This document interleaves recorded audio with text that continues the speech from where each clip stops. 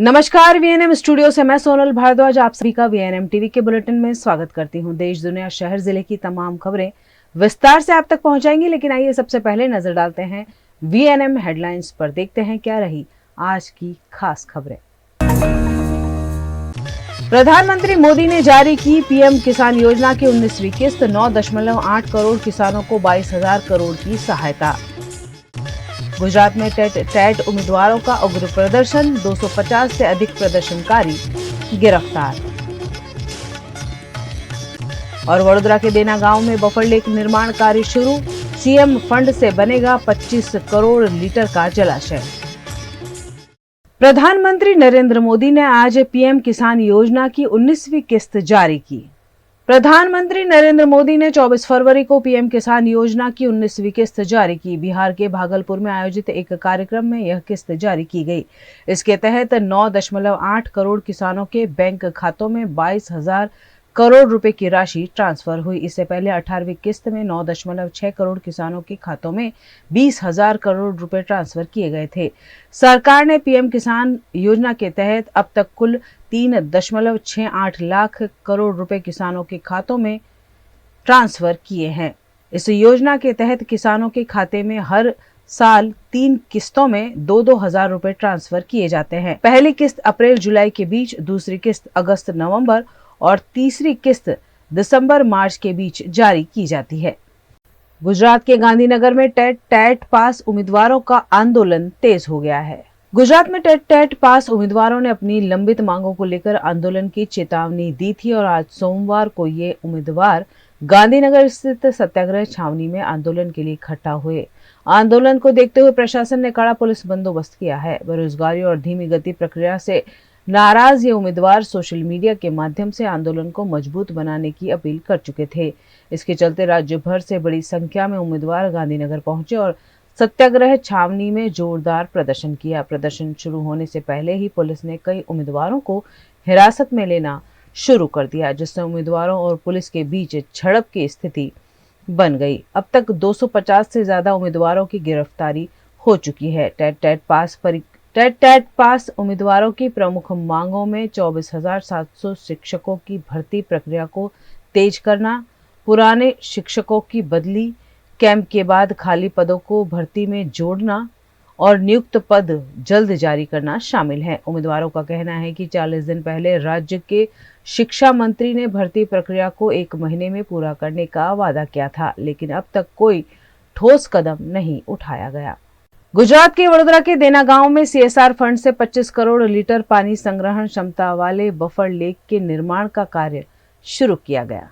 वडोदरा शहर में 2024 में एक ही वर्ष में 3 बार आई बाढ़ के बाद प्रशासन पर सवाल उठे थे। इसके बाद विश्वामित्री नदी को चौड़ा करने का कार्य शुरू किया गया और विश्वामित्री कमेटी का भी गठन किया गया। माननीय नवलावाला कमिटीए जे सूचनो कर्या था एमांनो एक सूचन, घણા બધા જે સૂચનો પૈકીનું એક સૂચન બફર લેક બનાવવાનું હતું। બફર લેક માટે આ દેણા જે જગ્યા છે જ્યાં વિશ્વામિત્રી અને સૂર્યા નદીનું કોન્ફ્લુઅન્સ થાય છે એ જગ્યા પર અહીંયા લગભગ 5 હેક્ટર જમીનમાં બફર લેક બનાવવાનું આજથી શરૂ કર્યું છે।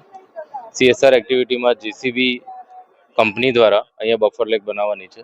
જોડે જોડે આ જે બફર લેક બનશે પૂરમાં જે મિટિગેશન થશે, ઓછું પાણી શહેર તરફ જશે અને જોડે જોડે પાણીનો એક નવીન સ્ત્રોત ભવિષ્યમાં કોર્પોરેશન માટે ઊભો થશે એ આશયથી આજે માન્ય મેયર શ્રી, ચેરમેન શ્રી, દંડક સાહેબ અને અમારા બધા કાઉન્સિલર મિત્રોની હાજરીમાં આજે અહીંયા આનું ઇનોગ્રેટ કર્યું છે અને સમયાંતરે બીજા જે બધા પ્રોજેક્ટો છે વિશ્વામિત્રી લગત એ પણ શરૂ થશે।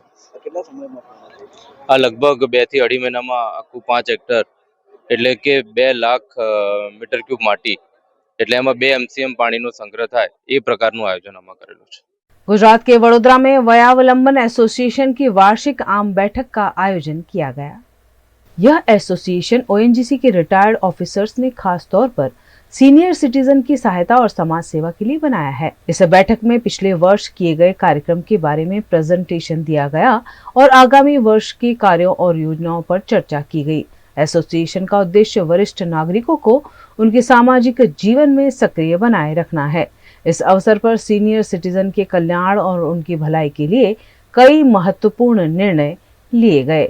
इस मौके पर वीएनएम टीवी की सीईओ गायत्री व्यास ने भी समाज में किन मुद्दों पर काम करने की आवश्यकता है उस पर बात की। तो हमारे बड़ौदा के आसपास आज से 10 साल पहले की बात करें तो इतने ज़्यादा खेत खलियान हमने देखे हैं। आज हम हाईवे क्रॉस करते हैं और बिल्डिंग्स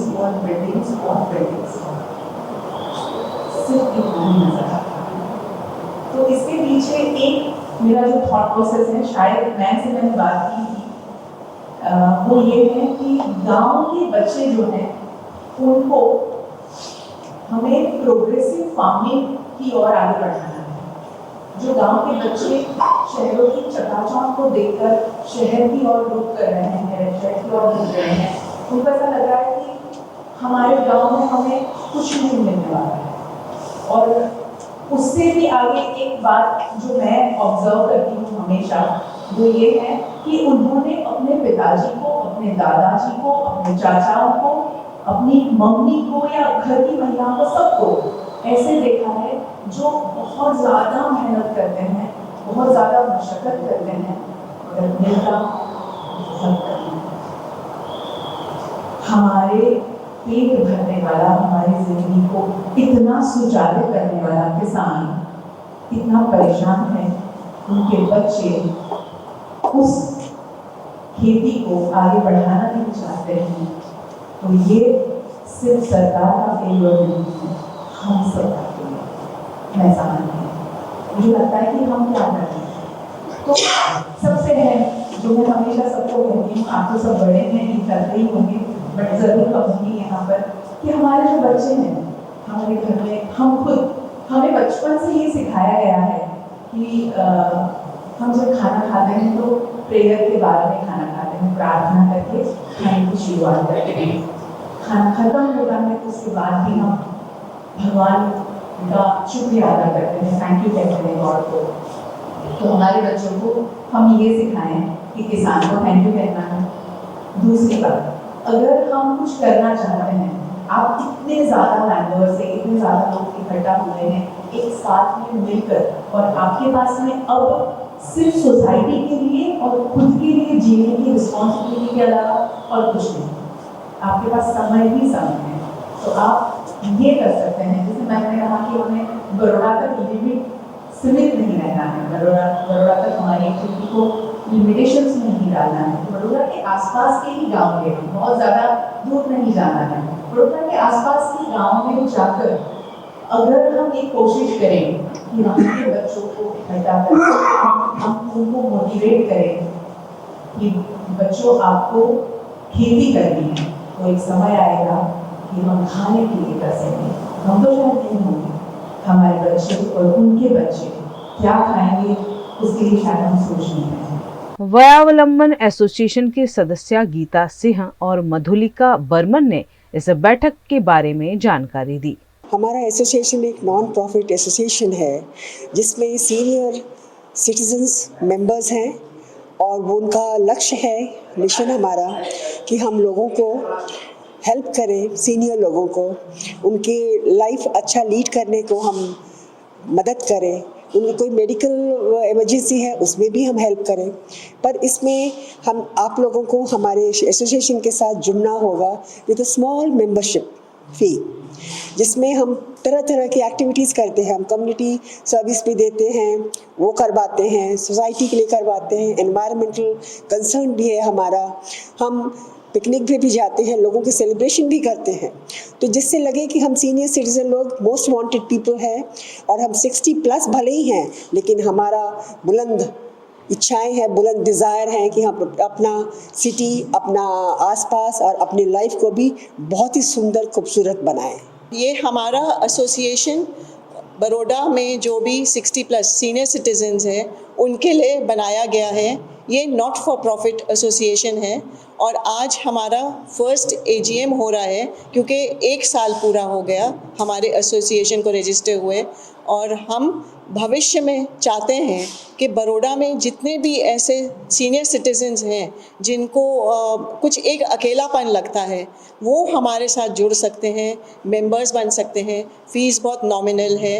आप हमसे संपर्क कर सकते हैं थ्रू VNM ऑल्सो, एंड हमारी वेबसाइट है v4us.org, v4us.org। आप उस पे जाके देखिए, आप हमको कांटेक्ट कर सकते हैं, आप हमारे लिए वॉलंटियरिंग कर सकते हैं, आप हमारे लिए कोई सेशंस भी कंडक्ट कर सकते हैं, क्योंकि हम लोग तो सब चाहते हैं कि एक दूसरे से मिलजुल के रहें, खुशियाँ बांटें। गुजरात के वडोदरा में Baroda lions club education trust द्वारा प्रोजेक्ट बेस्ड लर्निंग प्रदर्शनी का आयोजन किया गया। गुजरात के वडोदरा में Baroda lions club of Baroda high school, Baggikhana, ONGC, Alkapuri और दंतेश्वर के सहयोग से प्रवर्तन प्रोजेक्ट बेस्ड एग्जीबिशन का आयोजन किया गया। इस एग्जीबिशन में लायंस क्लब के अटल टिंकरिंग लैब में छात्रों द्वारा बनाए गए प्रोजेक्ट्स की प्रदर्शनी की गई। छात्रों द्वारा बनाए गए विभिन्न और इनोवेटिव प्रोजेक्ट्स की प्रदर्शनी का display Baroda high school Alkapuri complex में किया गया।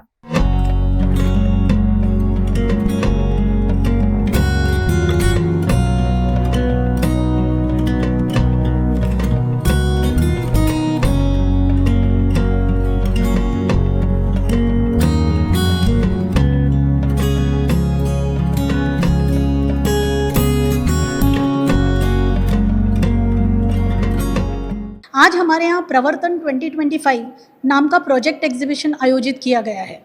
इस प्रोजेक्ट एग्जीबिशन में पूरे साल में जो बच्चे हमारे ATL टिंकरिंग लैब, अटल टिंकरिंग लैब में जो भी प्रोजेक्ट्स करते हैं, उसका कॉमन डिस्प्ले इस बार हमने Baroda high school Alkapuri campus में रखा है। इस प्रोजेक्ट में काफ़ी लोगों ने एनर्जी जनरेशन, एनर्जी स्टोरेज, फिर automatic dividers, automatic zebra crossing, IoT based saline water monitoring, ऐसे टाइप के प्रोजेक्ट्स डिस्प्ले किए गए हैं। इससे हमारे बच्चों की इनोवेटिव एंड क्रिटिकल थिंकिंग की क्षमता बढ़ती है। और ये एक्टिविटी हमने लास्ट ईयर भी की थी, प्रवर्तन 2024 बड़ौदा हाई स्कूल दंतेश्वर में। इस बार Baroda high school Alkapuri host कर रहा है ये।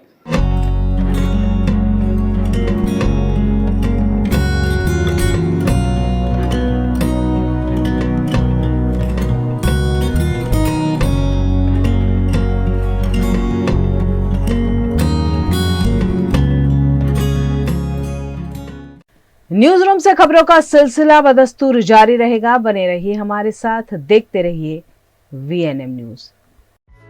Himanshu Sales Corporation, your trusted destination for top quality consumer electronics since 1994. TV showroom से शुरुआत करने के बाद अब गुजरात के अलग अलग शहरों में हिमांशु सेल्स के electronic super stores, TV, washing machine, fridge, water purifier, vacuum cleaner, water cooler, mixer, OTG और वाटर हीटर, डिफरेंट और अपडेटेड टेक्नोलॉजी के इलेक्ट्रॉनिक अप्लायंसेस हिमांशु सेल्स में अवेलेबल। इस दिवाली अपने घर को नए इलेक्ट्रॉनिक अप्लायंसेस से सजाने विजिट करें Himanshu sales corporation. Himanshu sales corporation, G2 silver plaza, old Padra road, Vadodara, Gujarat.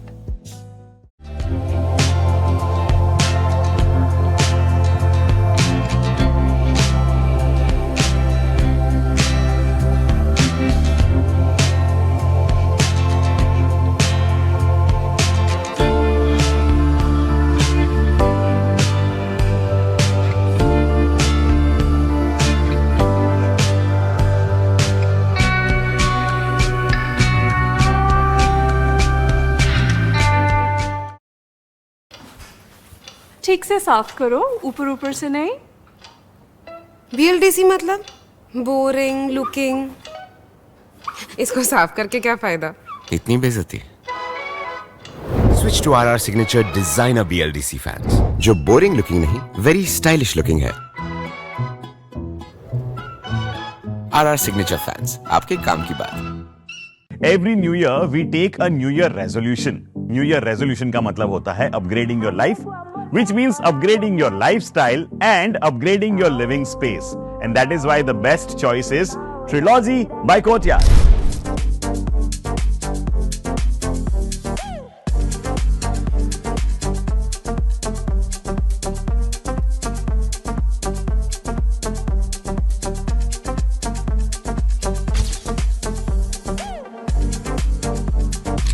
Trilogy by Courtyard. Finest architecture, world-class amenities, and a great space to live. Come check it out. Paneri embroidery अब नए रंग रूप में। आप पानेरी पहुंचे हैं तो मानो आपकी सारी शॉपिंग हो सकेगी एक ही जगह पर। पानेरी में festive collection, casual collection, nightwear, innerwear के साथ अब ज्वेलरी, कई ब्रांड के कॉस्मेटिक्स, पर्स, परफ्यूम और बहुत कुछ। बच्चों से लेकर बड़ों के लिए बेहद खूबसूरत हर कलेक्शन। ट्रेडिशनल ड्रेस चाहिए या स्टाइलिश, पानेरी में सब कुछ वन स्टॉप वन डेस्टिनेशन। खुद के लिए खरीदना हो या दूसरों को गिफ्ट करना हो, पानेरी है सबसे best. Must visit Paneri embroidery, 10 Akota stadium road, Rajnagar society, Akota, Vadodara.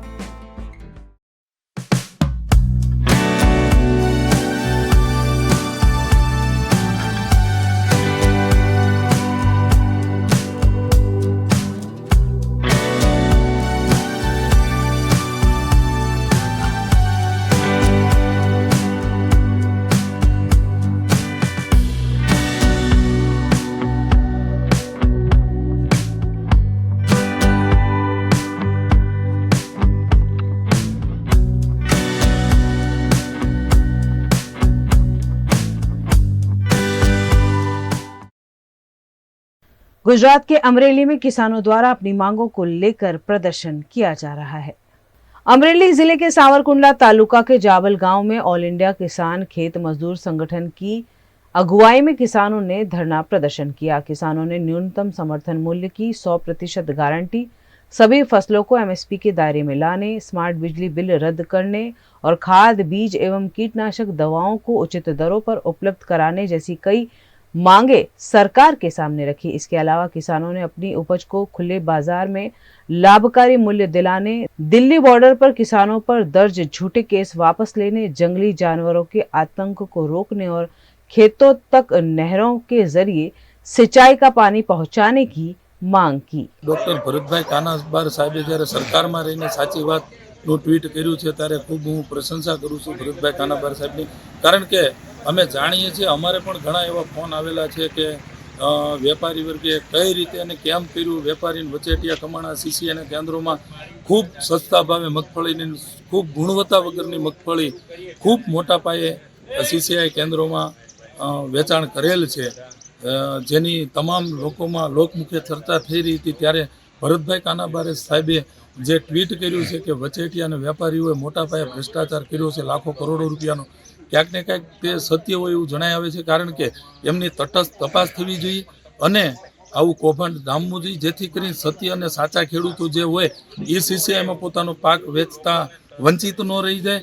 અને મને તો ધ્યાન ઉપર આવ્યું છે કે ઘણા ગામડાઓની અંદર સરકારના ઈશારે કેમ વીસી હોય છે એ પણ જ્યારે ભાજપ પક્ષના જે ખેડૂતો હોય એનું રજિસ્ટ્રેશન પહેલાં કરતા હોય છે ને એની વિરોધી જે કોઈ પ્રવૃત્તિ કે લોકશાહીની ઢબે અવાજ ઉપાડતા હોય તો એનું રજિસ્ટ્રેશન નથી થતું ને એવા સાચા ખેડૂતો વંચિત રહી જાય છે।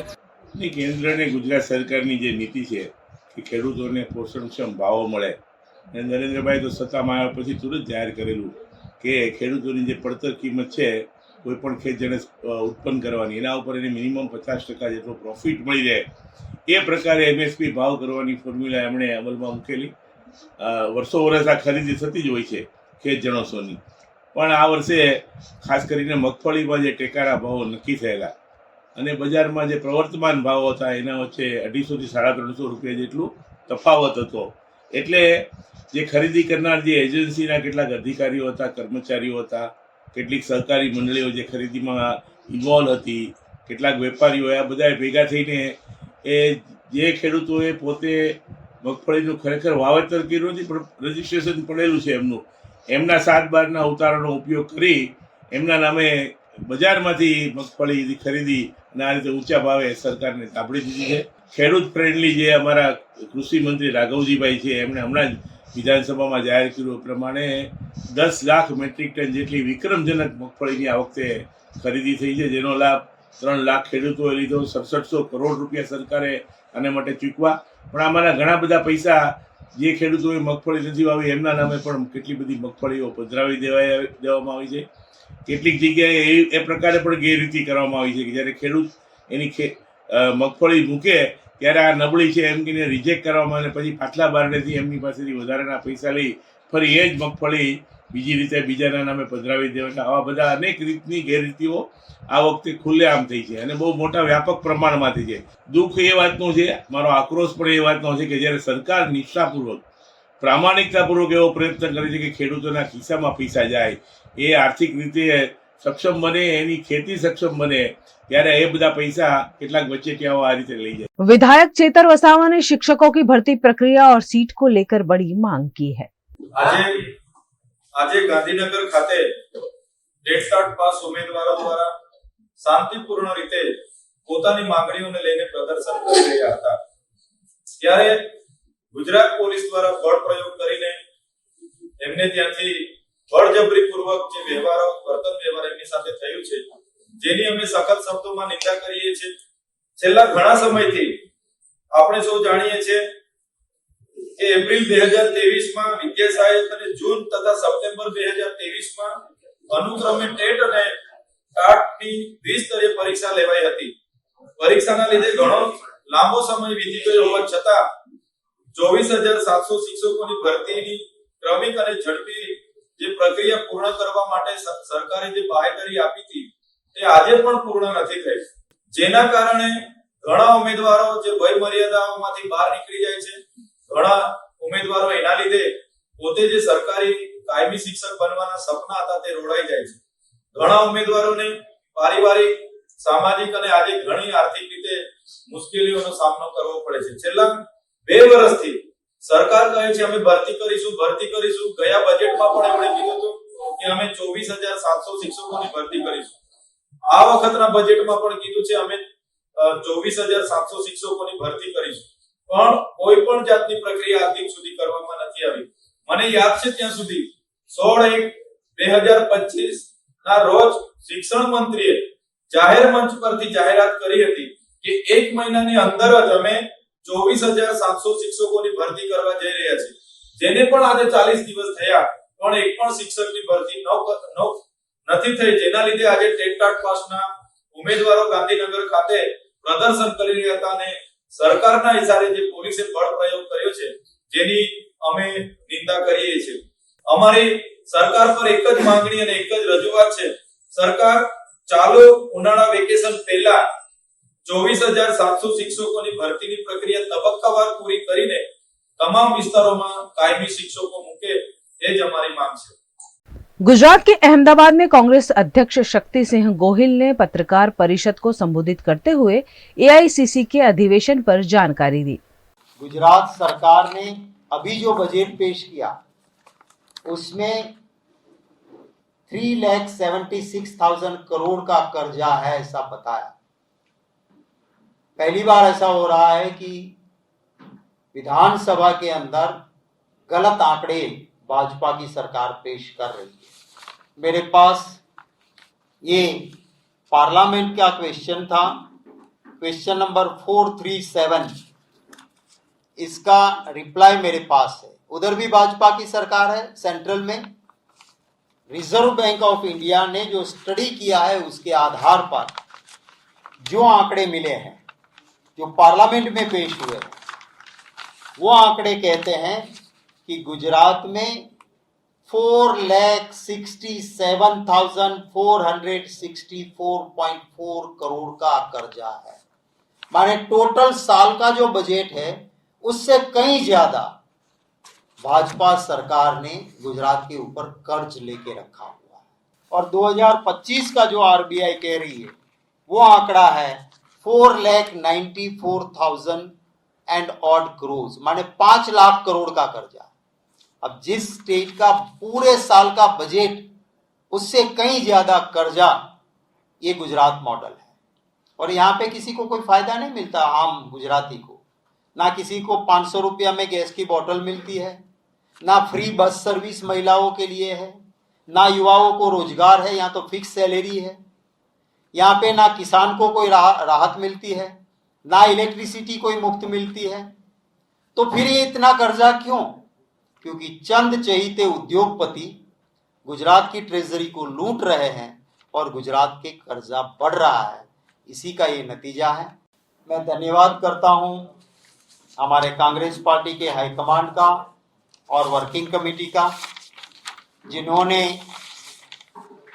गुजरात को ये मौका दिया है कि एआईसीसी का सेशन 8 और 9 अप्रैल को गुजरात के अहमदाबाद की, जहां पे महात्मा गांधी जी का आश्रम आया हुआ है, सबसे बड़ी कर्म भूमि या सबसे बड़ा सेंटर आंदोलन का यहीं से रहा, जहां सरदार वल्लभ भाई पटेल और महात्मा गांधी जी की जन्मभूमि है। ऐसे गुजरात में एआईसीसी का सेशन हमें मिला है। इसके लिए मैं वर्किंग कमेटी और हमारे हाईकमांड का धन्यवाद करता हूं। गुजरातियों की ओर से मैं जरूर कहूंगा कि महात्मा गांधी जी की और सरदार वल्लभ भाई पटेल की जन्मभूमि है।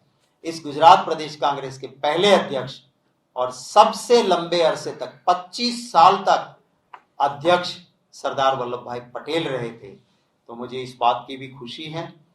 हम आने वाले दिनों में हमारा डिटेल प्लानिंग जो है एआईसीसी की ओर से भी और प्रदेश की ओर से आपको बताएंगे। हम चाहते थे कि हमारा अधिवेशन गांधीनगर में बने महात्मा गांधी मंदिर के हॉल में हो। कोशिश की हमने, पर हमें इजाजत नहीं मिली है। अनऑफिशियली बताया गया है कि वो जगह नहीं देंगे। हमारे पास और ऑप्शंस हैं। अहमदाबाद में ही होगा अधिवेशन। कौन सी प्लेस पे होगा वो हम आपको वक्त आने पे जरूर बता देंगे। गुजरात के सूरत में जबरन वसूली का मामला अब राजनीति तक पहुंच गया है। सूरत में जबरन वसूली का मामला अब राजनीति तक पहुंच गया है। शिवसेना के सूरत जिला प्रमुख परेश खेर के खिलाफ गंभीर आरोप लगे हैं। एक बिल्डर ने उनके खिलाफ 30,000 रुपए की वसूली मांगने की शिकायत दर्ज करवाई है। आरटीआई एक्टिविस्ट के जेओ पोते एसएमसी मांथी माहिती मागी अने पछीथी जे ते बिल्डर के जे कोई बांधकाम करता होय एनी पासे जईने पैसानी मांगणी करीने पैसा उघरावे छे। ए अंतर्गत अत्यार सुधीमां टोटल વધુ 5 ફરિયાદો દાખલ થઈ છે। એમ ટોટલ 22 ફરિયાદો દાખલ થઈ છે। એમાં જે વધુ ફરિયાદ દાખલ થઈ છે એમાંથી એક ફરિયાદ છે અનીસ હાકીમની, જે હબીબ સૈયદ વિરુદ્ધમાં છે। હુસેની ઉર્ફે રાજા કે જે યુસુફ ખાન પઠાણ વિરુદ્ધમાં। તે ઉપરાંત એક ફરિયાદી છે ભાવેશ કિશોર જરીવાલા કે જેણે સંગાડિયાવાડ ગોપીપુરા અઠવા રાધેકૃષ્ણ એપાર્ટમેન્ટનું બાંધકામ કરતા હતા। તો ત્યાં આનંદરાવ ખેર કરીને જે સલાબતપુરાનો છે, જે જઈ અને એવું કહે છે કે ભાઈ તમે તેજીમાં લાગો છો, તમે જે બાંધકામ કરો છો એ ગેરકાયદેસર છે અને અમે તેને પડાવી દઈશું। અને હું પોતે શિવસેનાનો પ્રમુખ છું, ઉદ્ધવની જે શિવસેના છે એનો, અને મારે માતોશ્રી સુધી પૈસા મોકલાવાના હોય છે, એટલે તમારે મને પૈસા તો આપવા જ પડશે એમ કરી અને જે ભાવે છે પૈસા આપવાની ના પાડતા તેના કમરે છરી રાખી અને એને ડરાવીને 30,000 રૂપિયા પડાવી લેતા। ત્યારબાદ અવારનવાર પૈસાની માગણી કરતા હતા અને ફોનથી પણ માગણી કરતા હોવાથી આ વ્યક્તિએ ફરિયાદ આપેલ છે। આમ ટોટલ અત્યાર સુધીમાં 22 ફરિયાદ દાખલ થઈ છે અને લોકોને અપીલ છે કે વધુમાં વધુ ફરિયાદીઓ જેમ જેની સાથે બનાવ બનેલો હોય તેઓ અમારી પાસે આવે તો અમે એની ફરિયાદ લઈ લઈશું અને કાયદેસરની કાર્યવાહી કરશું। અને કોઈ પણ વ્યક્તિનો ડર રાખ્યા વગર લોકો અમારા સુધી પહોંचे, એ બધાને અપીલ છે। वीएनएम टीवी की खबरें अब आप यूट्यूब, फेसबुक, इंस्टाग्राम के अलावा ओटीटी प्लेटफॉर्म्स पर भी लाइव देख सकते हैं। डेली हंट, जियो टीवी के 498 नंबर के चैनल पर वीएनएम टीवी 24 घंटे आपके लिए उपलब्ध है। तो देखते रहिए वीएनएम टीवी। न्यूज रूम से आज के लिए बस इतना ही। देश, दुनिया, शहर, जिले की तमाम खबरें लेकर हम कल फिर हाजिर होंगे। तब तक के लिए हमें दीजिए इजाजत। नमस्कार।